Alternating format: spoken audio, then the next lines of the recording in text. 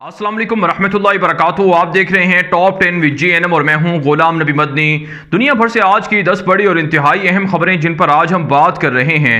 नाज़रीन किराम, आज 7 सितंबर 2020 है और आज दिन है पीर का। ये टॉप 10 विद GNM का सुबह का बुलेटिन है। खबरों का सिलसिला शुरू कर लेते हैं। जो आज की पहली बड़ी खबर है ये पाकिस्तान से है। नाज़रीन किराम, पाकिस्तान के आर्मी चीफ जनरल कमर जवेद बाजवा ने भारत को बड़ी धमकी दी है और कहा है कि ईंट का जवाब पत्थर से दिया जाएगा, भारत किसी गलत फहमी में ना रहे। और साथ साथ कहा है कि मकबूजा कश्मीर के हवाले से किसी भी एक तरफा भारतीय फैसले को पाकिस्तान और कश्मीरी मुस्तरद करते हैं। अफवाज पाकिस्तान भरपूर तैयार और अलर्ट हैं। चीन और भारत के दरमियान जो तनाज़ा है इसमें भारत पाकिस्तान पर नाकाम हमले की प्लानिंग कर रहा है, लेकिन पाकिस्तान के शाहीन और फ़िज़ाइया बहरिया और इसी तरह से पाकिस्तान की आर्मी और हुकूमत और अवाम मुकम्मल तौर पर भारत की साजिशों के खिलाफ लड़ने के लिए आज़म कर चुके हैं।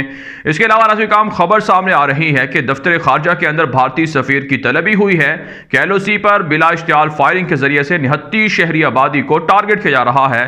कल फायरिंग की गई थी जिसके जवाब में पाकिस्तान ने भारत के कम अज़ कम 3 फौजी मार दिए थे और कई जख्मी भी हुए थे।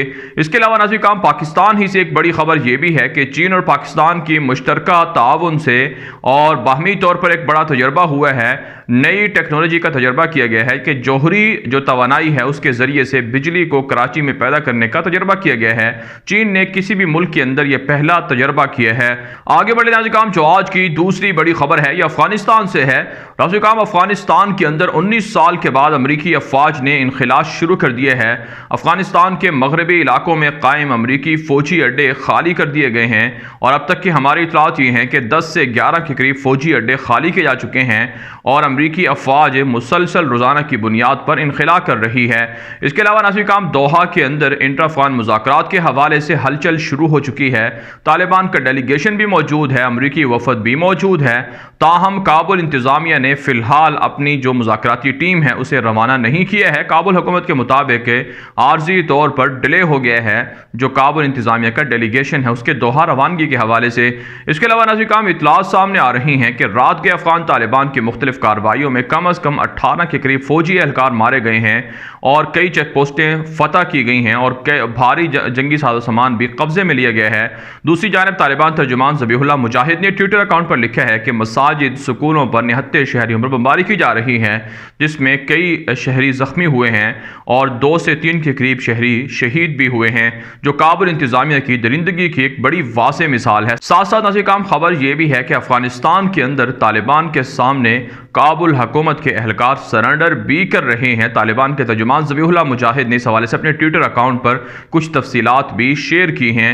आगे बढ़ लेते हैं, जो आज की तीसरी बड़ी खबर है यह अफगानिस्तान के अंदर भारत की साजिशों और बांग्लादेश की बॉर्डर पर वहाँ निहत्ते शहरियों के कत्लेआम के हवाले से है। ताज़ा तरीन खबर यह है कि भारत की नेशनल इन्वेस्टिगेशन टीम को काबुल रवाना किया जा रहा है ताकि गुरुद्वारे पर जो हमला हुआ उस हवाले से तहकीकात कर सकें। लेकिन हमारी इतलात ये हैं कि भारत काबुल के अंदर तालिबान के खिलाफ साजिशें करने के लिए दाइश को फंडिंग कर रहा है और जो वहाँ खुफिया इदारे हैं भारत के रॉ एजेंसी के, उनको भड़काने के लिए कि तालिबान पर वो हमला करें। इसी वजह से अब ये वफद जो है रवाना किया जा रहा है। ईरान के दौरे के मौके पर भारतीय वज़ीर दिफा राजनाथ सिंह ने और अजीत डोवल ने ईरान को तैयार करने की कोशिश की कि अफगानिस्तान के अंदर तालिबान की हुकूमत ना आने दी जाए और मुश्तरका तौर पर लड़ाई की जाए या मुज़ाहमत की जाए।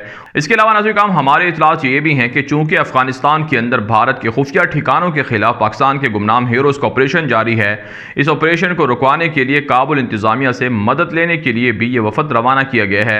दूसरी जानब काम, खबर सामने आ रही है कि निहत्ते शहरियों को बांग्लादेश और भारत के बॉर्डर पर शहीद किया जा रहा है।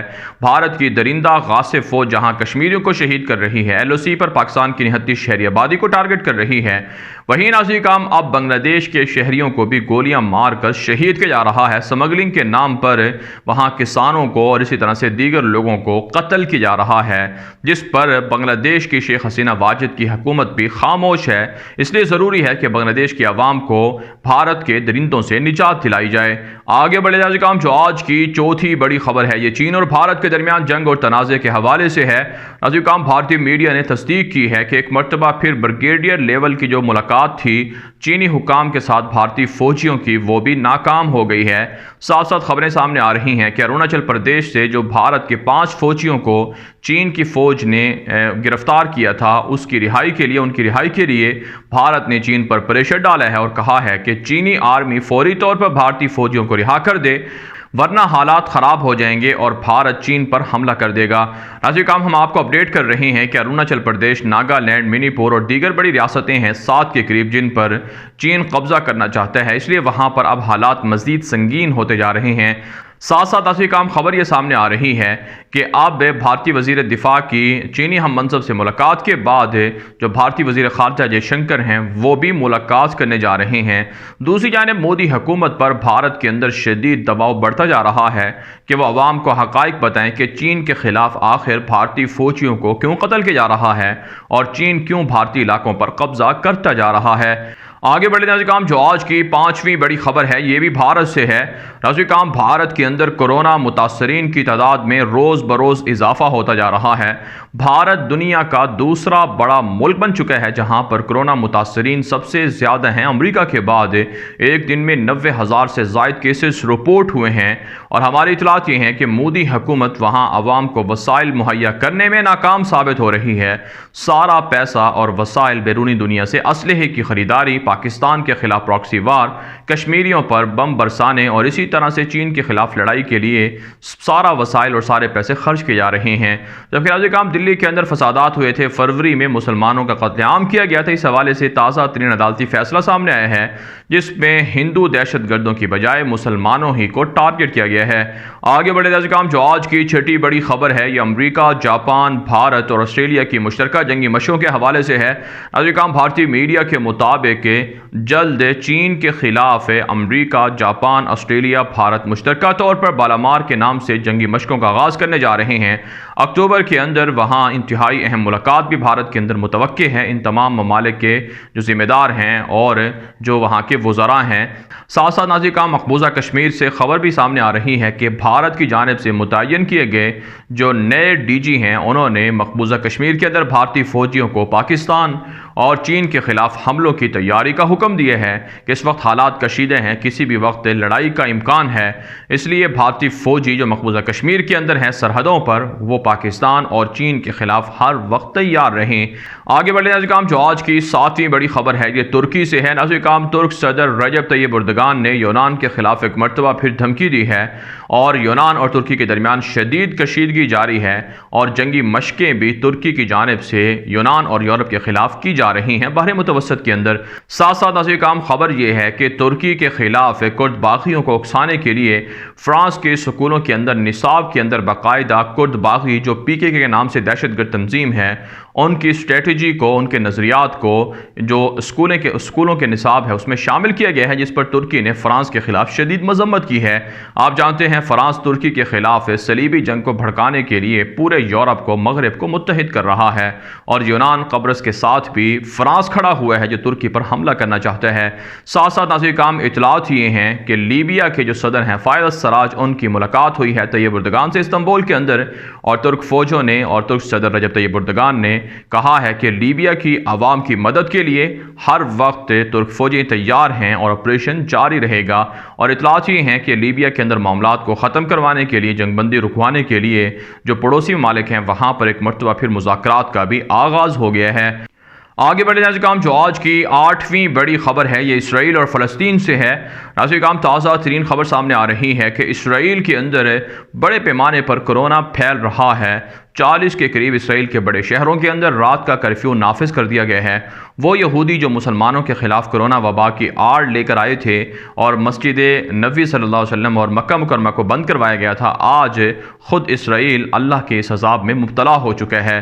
ساتھ ساتھ خبر یہ ہے کہ اسرائیل کے اندر جو سیاسی ماحول ہے وہ بھی کشیدہ ہے۔ نیتن یاہو ٹرمپ کے فیصلوں اور اسی طرح سے جو الٹرا آرتھوڈاکس یہودی ہیں ان کے درمیان پھنس کر رہ گئے ہیں۔ وہ کوئی فیصلہ ایسا نہیں کر سکتے کہ جس سے یہ واضح ہو کہ وہ اسرائیل کے اندر یہودی بستیوں کے انضمام کا فیصلہ کر سکتے ہیں اور فلسطینی علاقوں پر قبضہ کر سکتے ہیں۔ اس کے علاوہ خبر یہ ہے کہ مسجد اقصی کے خلاف یہودیوں کی سازشیں جاری ہیں اور پہلی مرتبہ نئے جاسوسی جدید قسم کے آلات بھی مسجد اقصی کے اندر نصب کر دیے گئے ہیں تاکہ مسلمانوں پر نظر رکھی جائے اور مسجد اقصی کو گرا کر یہودیوں کا تھرڈ ٹیمپل تعمیر کر دیا جائے۔ آگے بڑھتے ہیں ناظرین، جو آج کی 9ویں بڑی خبر ہے یہ یو اے ای اور اسرائیل کے تعلقات اور ساتھ ساتھ ایران سے ہے۔ ناظرین، تازہ ترین خبر سامنے آ رہی ہے کہ پہلی مرتبہ افریقی ممالک کے اندر نائجیریا کے اندر یو اے ای اور اسرائیل کے سفیروں نے سرعام ملاقات کی ہے اور یو اے ای اور اسرائیل کے درمیان تعلقات بڑھتے جا رہے ہیں۔ ساتھ ساتھ خبر سامنے آ رہی ہے ایران سے کہ سپریم لیڈر علی خامنائی نے یو اے ای اور اسرائیل کے تعلقات پر شدید تنقید کی ہے اور کہا ہے کہ یہ غداری کے مترادف ہے، جبکہ پومپیو نے دعویٰ کیا ہے، امریکی سیکرٹری خارجہ نے، کہ دراصل یو اے ای اور اسرائیل کے جو تعلقات ہیں وہ ایران کے خلاف ایک بڑا اتحاد ہیں جس سے ایران کی جو پراکسی وار ہے اسے روکا جائے گا۔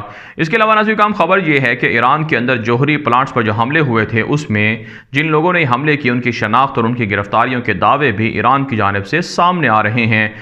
آگے بڑھتے ہیں ناظرین، جو آج کی 10ویں بڑی خبر ہے یہ تیونس سے بیلاروس سے ہے۔ ناظرین، تازہ ترین خبر سامنے آ رہی ہے کہ تیونس کے اندر دہشت گردوں کا حملہ ہوا ہے جسے ناکام بنا دیا گیا ہے۔ سیکیورٹی فورسز پر حملہ ہوا تھا جس میں ایک آفیسر جاں بحق ہوا اور 2 کے قریب زخمی بتائے جاتے ہیں۔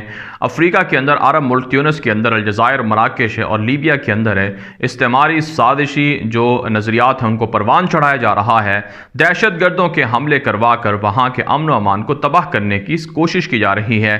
ساتھ ساتھ خبر یہ ہے کہ بیروت کے اندر حزب اللہ کے جو سربراہ حسن نصر اللہ ہیں ان کے ساتھ اسماعیل ہنیہ کی حماس کے جو سربراہ ہیں ملاقات ہوئی ہے اور اسرائیل کے خلاف مشترکہ جد و جہد کرنے پر اتفاق کیا گیا ہے۔ اس کے علاوہ خبر یہ ہے کہ یورپ کے ملک بیلاروس کے اندر ہزاروں لوگوں نے وہاں کے صدر کے خلاف استعفے کا مطالبہ کیا ہے اور مظاہرہ کیا ہے۔ یورپی ممالک نے روس کے خلاف اور بیلاروس کے خلاف پابندیاں لگانے کی دھمکی بھی دے رکھی ہے۔ بہرحال ناظرین، دنیا بھر سے تھی آج کی 10 بڑی خبریں۔ ان خبروں کے حوالے سے آپ کی کیا رائے ہے؟ اپنی رائے کامنٹ کے ذریعے سے ضرور ہم تک پہنچائیں۔ مزید خبروں کے لیے آپ ہمارے ٹویٹر اکاؤنٹس دنیا میرے آگے اور غلام نبی مدنی فالو کر سکتے ہیں۔ آج کے لیے اتنا ہی، اجازت دیجیے، اللہ حافظ۔